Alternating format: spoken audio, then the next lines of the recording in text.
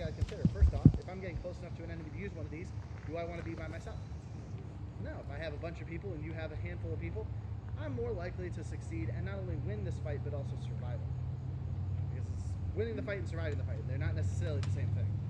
Because a bayonet wound can be lethal days after it's been suffered. Soldiers are known to have been stabbed, particularly in the abdomen, suffering from internal bleeding or infection that caused their deaths days after the actual battle. So even if you win a hand-to-hand struggle, you might still die. And that's something soldiers are very aware of. So do we necessarily even want to get close enough to the enemy to suffer in a hand-to-hand fight? No.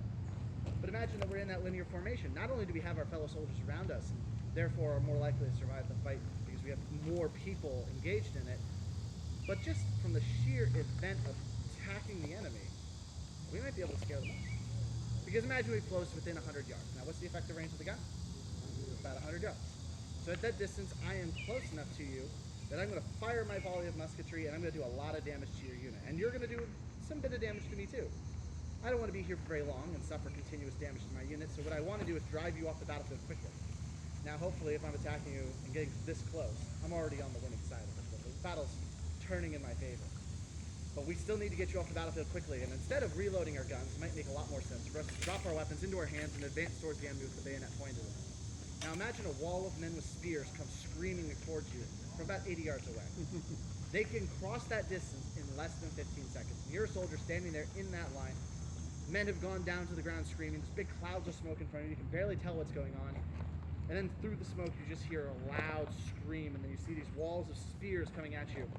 Your choice is, stand there, hope that the fellow men in your line, who've just watched all of their comrades being shot to pieces, are willing to stand there and continue to fight with you in a hand-to-hand struggle, and that they'll close the ranks and the line will stand firm against the enemy. Or far more likely, you don't trust them that they're going to do that, because odds are, what are they thinking to do? Save their lives, so what are you going to do? Yeah, you're going to leave too. In the face of that big wall of spears, in the face of a big volley of gunfire just hit you beforehand, you're probably not in the best position to fight and resist against that hand-to-hand combat. So you're likely to flee off the battlefield. And if you run, who wins? Whoever's still standing there on the battlefield. Whoever drove you off the battlefield is the one who wins the fight.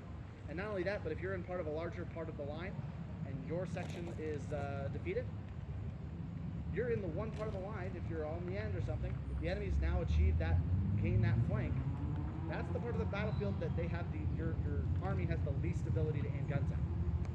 So now suddenly they can roll up the rest of your army pretty quickly and pretty efficiently that way. So you can exploit weaknesses in your unit now that you've broken, and that can end up the whole army being wiped out. So it's very important that soldiers not only be able to fight in linear formations, but be able to do so well. And a lot of that comes down to training. Now, at the beginning of the war, who's better trained, the British or the Americans? The British. At the beginning of the war, who's going to win more battles as a result, the British or the Americans? The British. And so as the war goes on, the Americans are going to start to catch up. They're going to need to train their men how to fight like a professional European-style army. And one of the big steps in that direction is when General Stuyvesant comes over in 1778. He starts to instruct the American army on a standard of training and discipline that will make him the first U.S. drill master. He will be instructing the soldiers on how to set camp, how to march in formation, and he will also teach them some of the basic skills of how to use a musket, how to load and fire a musket. And this is something that's important when you're standing in that line and you want to put out enough firepower to break the enemy's will to fight. You want to be able to do it quickly, you want to be able to do it efficiently, you want to be able to do it better than the enemy.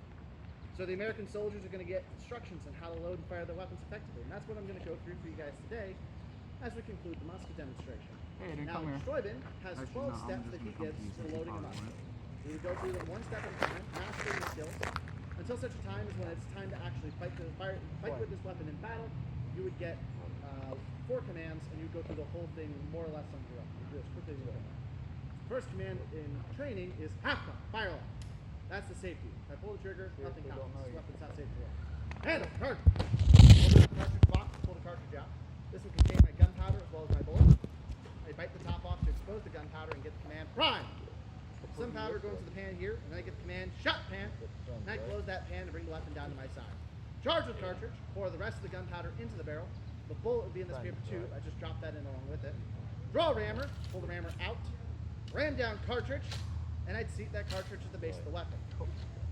And I don't want to shoot that rammer off at the enemy, so I need to put it back into the stock here with command, return rammer. Shoulder, fire off. And that signals to the officer that I am now ready to fire. And here are the officers who give 3 commands to have the soldiers fire together. The commands are make ready, take aim, and fire. If you don't like loud noises, this would be a time to cover your ears. Make ready, take aim, fire, run. And on a battlefield, the command prime and load is given. How long should it take to load? About 15 seconds.